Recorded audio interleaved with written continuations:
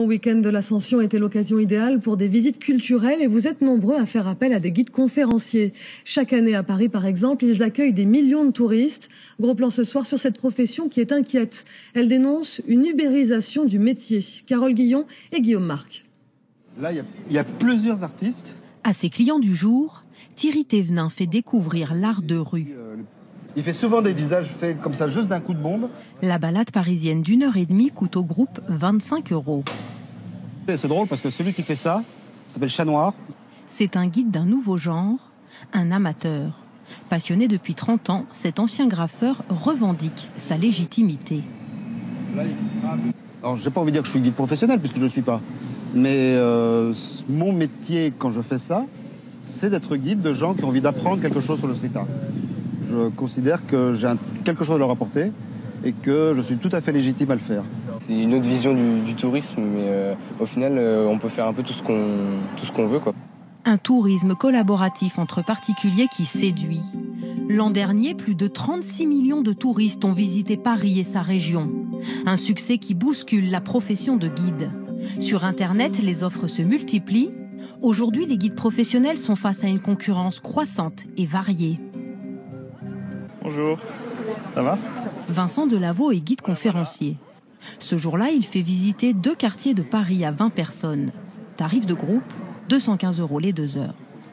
Comme lui, ils sont 11 000 titulaires de la carte professionnelle en France. Il y a quelques mentions, notamment la langue parlée. Et puis, éventuellement, c'est facultatif, mais on peut faire inscrire une spécialité de formation. En ce qui me concerne, c'est histoire. Elle réserve le droit exclusif d'exercer dans les musées et monuments nationaux. Il peut y avoir des bons guides qui n'ont pas de carte, mais le fait d'avoir une carte professionnelle, c'est quand même la garantie pour le visiteur d'avoir affaire à un guide qui a une formation ou en histoire de l'art, en langue étrangère également. Mais dans les années 90, le secteur s'est libéralisé. Dans l'espace public, les règles ont changé.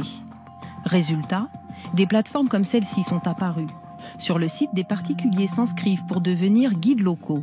Au siège de la société à Paris ou dans leur ville, ils sont accompagnés dans leur démarche. Par exemple, en gros, tu peux programmer tes visites sur le long terme. Ces nouveaux guides sont tous auto-entrepreneurs. Pour le patron, il s'agit de renouveler l'offre, susciter la demande. Les guides locaux n'ont pas du tout remplacé les guides professionnels. On est venu étendre le marché. Il y a donc de plus en plus de gens qui commencent à consommer des guides et surtout des nouveaux consommateurs qui n'avaient jamais été adressés jusque-là. Donc non, c'est vraiment très très complémentaire. Paiement sécurisé, prestations facturées de 8 à 30 € par groupe, la plateforme empoche 9% de commission. Un partenariat qui ne semble pas toujours aussi clair.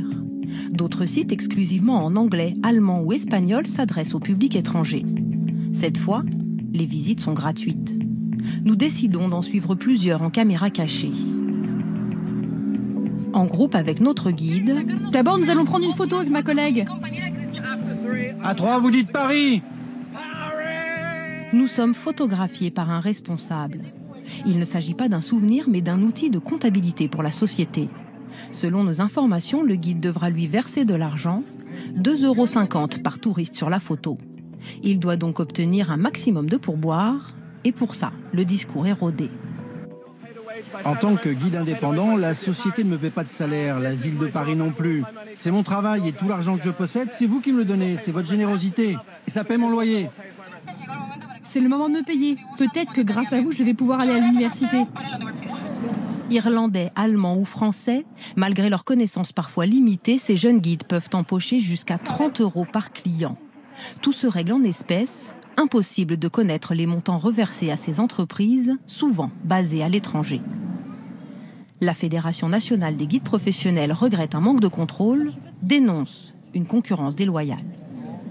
Les visites gratuites, nous sommes contre. C'est la porte ouverte au travail au noir, c'est-à-dire que toutes ces personnes qui travaillent comme ça en offrant leurs services sur des sites, très souvent sans qu'on sache bien quel est leur statut professionnel, encaissent l'argent soit en espèces, soit éventuellement sur des comptes qui ne sont pas toujours en France d'ailleurs. Donc on a l'impression d'être dans une situation de concurrence totalement déloyale.